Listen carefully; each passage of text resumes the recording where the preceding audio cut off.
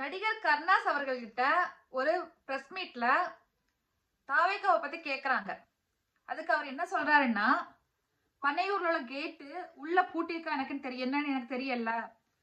கரூர்ல அவ்வளோ பெரிய ஒரு சம்பவம் நடந்துச்சு. அரசியல் அப்படிங்கிறது மக்களுக்கானது. மக்களுடைய அதிகாரத்தை பயன்படுத்தி தான் நம்மள ஒரு தலைவரா செலக்ட் பண்றாங்க.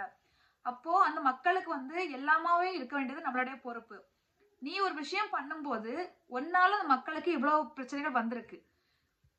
அப்போ அந்த ராத்திரியோட நீ அந்த மக்களுக்கு நின்றுக்க வேண்டாமா? நான் உங்களுக்கு இருக்கேன். நான் உங்களுக்கு எப்பவுமே இருப்பேன். எப்பவுமே நான் உங்களுக்கு துணையா இருப்பேன் அப்படின்னு சொல்லிட்டு தான் ஒரு நல்ல தலைவன். ஆனா அவர் 25 நாளா எந்த ஒரு இதுவுமே இல்லாம இருக்காரு.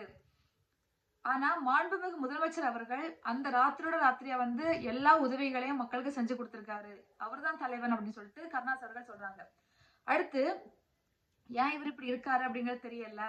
அவர் படத்துல நிறைய ரசிகர்கள் கூட சேர்த்து வச்சிருக்க மாதிரி இங்கேயும் கூட்டம் வந்த உடனே பெரிய ஆளா எல்லாம் நினைக்கிறாரு அப்படி போலன்ட்டு கருணாஸ் அவர்கள் சொல்லியிருக்காங்க.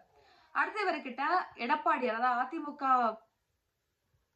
எடப்பாடியாரை பத்தி கேட்கும்போது அவர் என்ன சொல்றாருன்னா, தன்னுடைய அந்த அதிமுக அப்படிங்கறது எம்ஜிஆர் அவர்கள் கஷ்டப்பட்டு கொண்டு அம்மா தலைவி ஜெயலலிதா அம்மாவால பாதுகாத்து கொண்டு வரப்பட்ட ஒரு கட்சி. அத எந்த ஒரு கட்டமைப்புமே இல்லாம தன்னுடைய கூட்டத்துல தன்னுடைய ஆட்களை வச்சு இன்னொரு கட்சி கொடியை காட்டி எங்க கூட்டத்துல அவங்க இருக்காங்க இவங்க இருக்காங்கன்னு சொல்றாரு.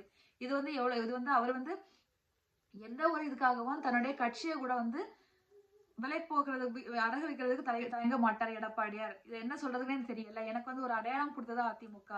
ஆனா ரொம்பவும் கஷ்டமா இருக்கு. அதிமுக நிறைய பேர் என்கிட்ட கஷ்டப்பட்டு வருத்தப்பட்டு பேசுறாங்க. இந்த மாதிரி ஆயிடுச்சு அதிமுகன்னு சொல்லி. தன்னுடைய சுயநலத்துக்காக கட்சியை அடகு வைக்க கூட தயங்க மாட்டார் எடப்பாடியார் அப்படின்னு சொல்லிட்டு கருணாஸ் அவர்கள் சொல்றாங்க.